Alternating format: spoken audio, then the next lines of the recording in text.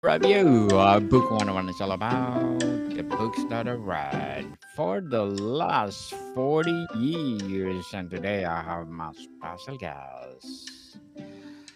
He is a providing wisdom and inspiration, and of course, an author too. He's the author of the book Practical Happiness, the technology of creating joy, no other than Mr. Dale Kershner. How are you doing, Daniel?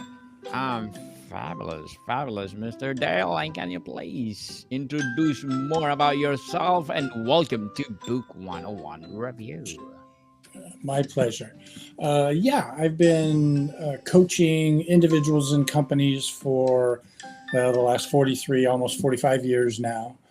Been all over the world with that, and I have a fairly unique approach. I eliminate people's concepts that what they believe or feel is real, and we immediately jump into, well, they create their own realities. They're the author of their emotions, and so they can have and or create whatever they want to at any given time. Definitely. And Mr. Dale, thank you so much for sharing your knowledge and wisdom to the world. And today, let's talk about your practical happiness. How did you crafted this book? Or what inspired you to write this book? After 40 some years, it became apparent to me that everybody was looking for the same thing. When I started coaching with people, they wanted a better job, better relationship, more money, better car, better house, whatever it was. It was always a thing that they wanted. But after we worked for a few months, it became readily apparent that really what they all wanted was to be happy. And for them, the nice car would make them happy. The better relationship would make them happy. The nice house would make them happy. So I stopped pretending like the thing was the goal and started working with the people from the standpoint of happiness is obviously everyone's goal. So, whatever we acquired along the way was kind of a bonus, but the happiness was the end desire. And I just started coaching people from there and training them how to how to create happiness. So I decided I could never talk to enough people to make that kind of difference in the world. So I wrote and published the book so that anybody can access the technology I train people in, so that they can access happiness, joy whenever they wish. Definitely. And Mr. Dale, how does practical happiness differ from simply thinking positive or chasing fleeting pleasures? What the deeper mechanism does it engage? Well, the concept is very different than positive thinking or just putting yourself in a good mindset. The concept is actually that through the use of neuroplasticity, the malleability of the brain, that through repetition and practice, you can retrain your brain to to have different reactions to different circumstances. So, for instance, if you have a circumstance generally that has you create stress, you can reprogram your brain. You programmed your brain in the first place to create stress in that situation. So, because you did that anyway, you may not have been aware of it at the time, but because you did that, you can do it again and substitute a different reaction to the same circumstance. So typically, I have people who talk about the most stressful situations or what makes them the angriest, depressed, sad, whatever it is. And I give them a tool, which is included in the book, so that they can interrupt the normal process that they've trained their brain to do and create a new outcome in the same type of circumstance. So, just to give you a quick rundown, I have them notice for a period of time the reaction that they have to the circumstance. The second stage is that they interrupt that, usually with a physical action. So, like touching their wrists, snapping their fingers, touching their ears, something like that. And then have them take 3 deep breaths. And at the end of the third breath, where they've cleared the initial emotion, then they create the new desired emotion. And then they repeat that for the next 10,000 times and will replace ultimately the old behavior that they had. Mr. Dale, why frame happiness as a technology? What does this reveal about your view of joy as something buildable and systematic? It's a great question. I get into trouble with this all the time because I think that love also is a created emotion. I think all emotions, anger, sadness, depression, whatever it is, are created emotions.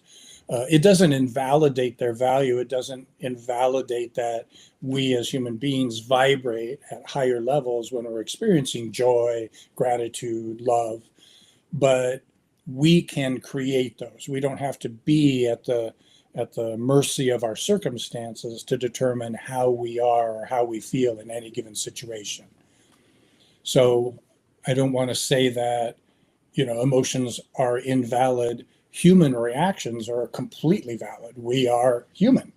So I would expect us to do human things and acknowledge that humanity, but in the same time, oftentimes grief, sadness, depression are not convenient for what we're trying to accomplish in the world.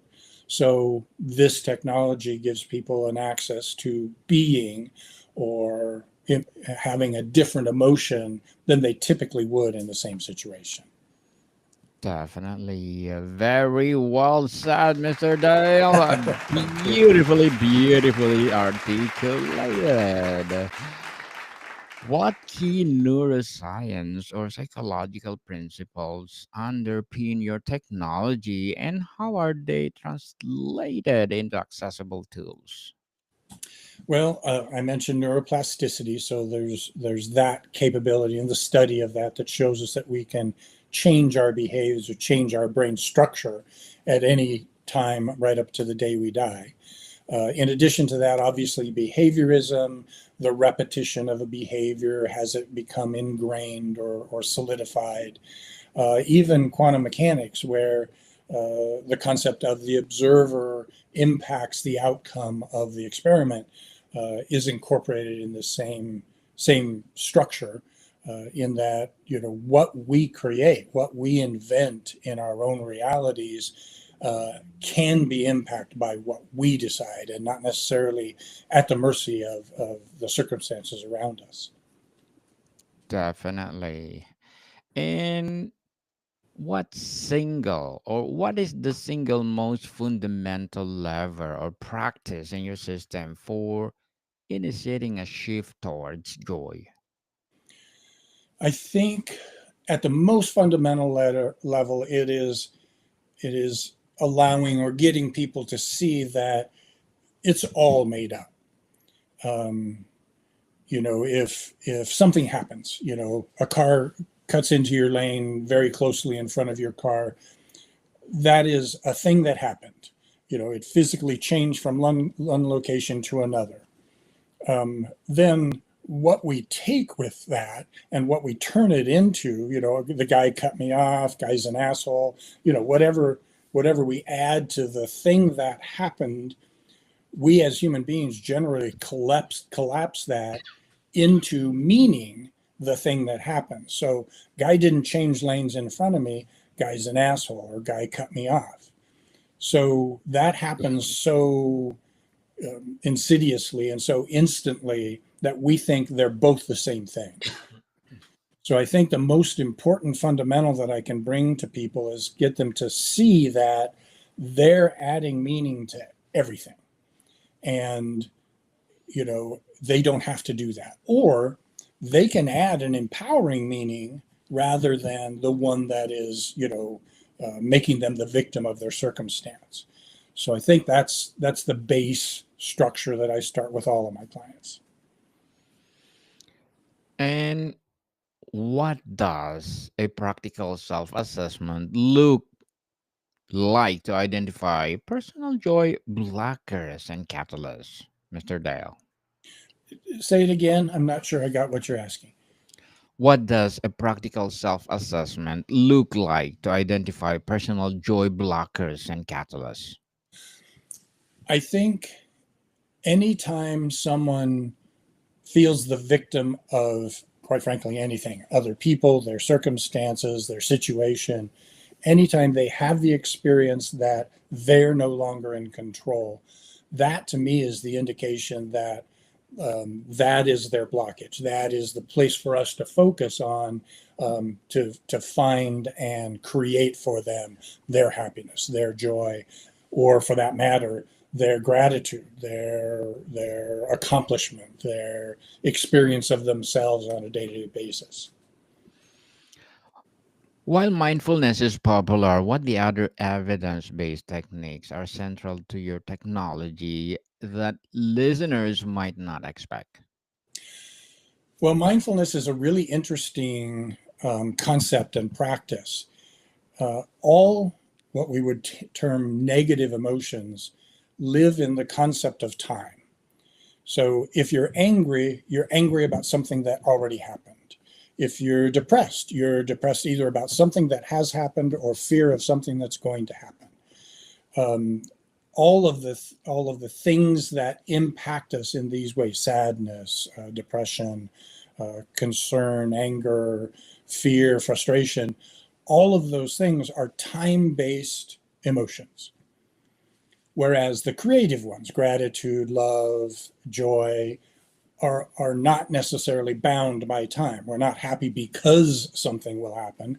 We're just happy. So I think mindfulness gets us focused on the present. And when we are focused on the present and only involved with the thing or the activity or whatever is directly in front of us, that eliminates all of those time based reactions. And so you can't find yourself angry. You can't find yourself depressed. You can't find yourself frustrated because you've eliminated the time component completely. Definitely. And Mr. Dale, as an author and providing wisdom and inspiration, what are your short term and long term goals? Say it again, sorry. What are your short term and long term goals? Let's see. My short term goal is to make sure that tomorrow morning I wake up and create my day and experience complete and utter joy and freedom. My long term goal is to make sure to convey to every human being on the planet that same capacity, that same capability, and train them and teach them how to accomplish those things for themselves. Good luck to your goals, Mr. Dale, and looking forward for more success. And Well, what would even be if I fail, it's not a bad yes, deal. definitely try until you succeed. Exactly. And what would be your piece of advice for those people out there want to be an author like you? Um, I think there's that burn, there's uh, um, that thing inside us, and if we pay attention to it, there's a passion that exists for us to get a message out. So tap into that and then believe it. Let it be the guide of typing the words onto the paper. Use your voice to say your message. Get it on paper, and then put it out there in the world. Everybody else will decide whether or not it made a difference. Definitely. Thank you so much for your advice. And Mr. Dale, can you please recommend a book or books that influence your journey? Yes. Let's see. I have it here on the shelf behind me. The What is it called? The Gentle Art of Not Giving a Fuck. I think is a great place to start. Definitely. Something else. And Mr. Dale, Yes. what's the most common feedback you receive about how the book has tangibly changed someone's daily life? I usually get um, a response like, "Is this truly possible? If I do the things in the Mm-hmm. book, will it actually work?" Um, And I've, in 43 years, I've seen it work and operate so many times that obviously the answer is yes. But you have to want it. You have to bring it to yourself and take it on, or nothing will happen for you. And that's true of, I think, everything. Definitely. And what was the most profound shift in your own experience of joy as you develop or apply this system?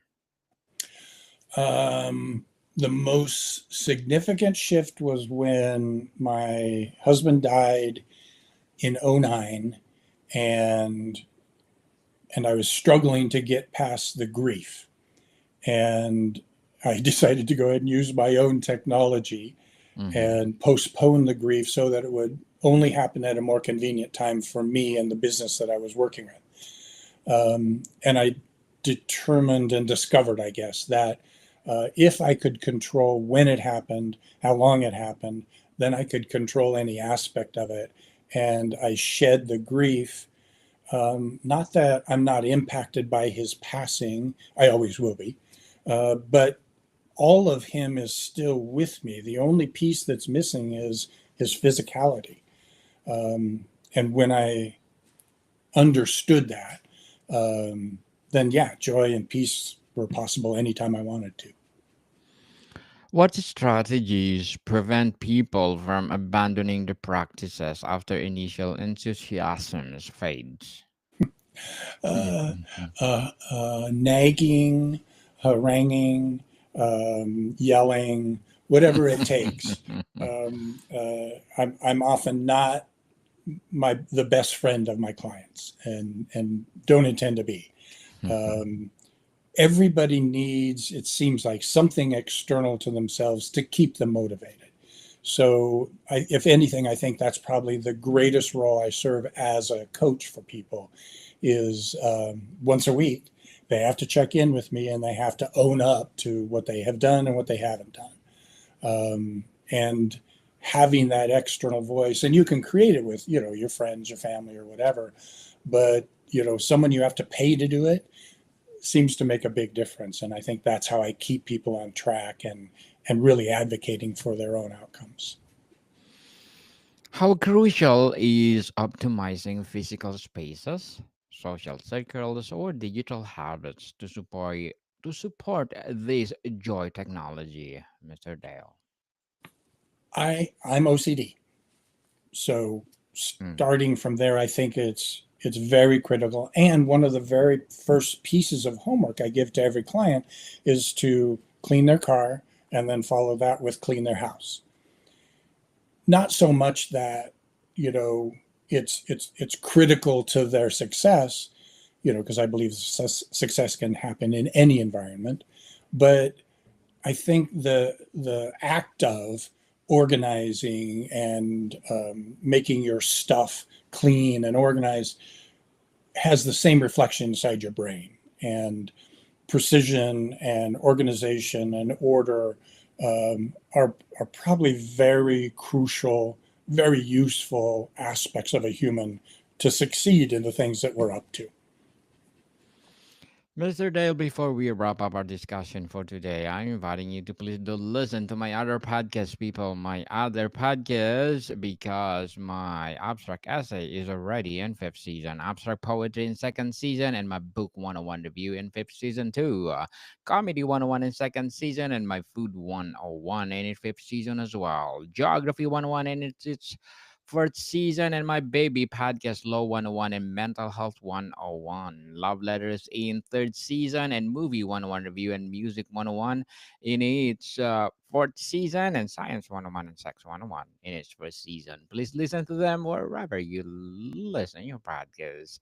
Mr. Dale, if society widely adopted this technology of joy, what ripple effects might we see in a community's workplaces or culture?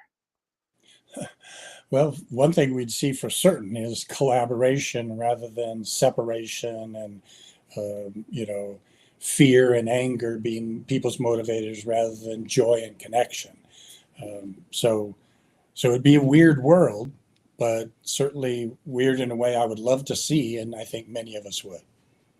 Definitely, Mr. Dale Kershner. Thank you so much for sharing your knowledge and wisdom to the world. So, can you please invite our listeners to support your advocacy, your books, or your coaching itself? Yeah, anyone who wants to get involved in any of that just needs to go to my website. It's the easiest way to access any of that, which is dalekershner.com. The links to the book are there, the links to my coaching are there. That's the easiest way to reach me. Yes, people, let's support Mr. Dale Kershner because if you support him, for sure, more and more and more empowering books like this to come, more and more empowering coaching to come, and for sure, more and more empowering advocacy to come. So, Mr. Dale, thank you so much for your time. Thank you, Daniel. I appreciate the opportunity. More to come, people. See you soon.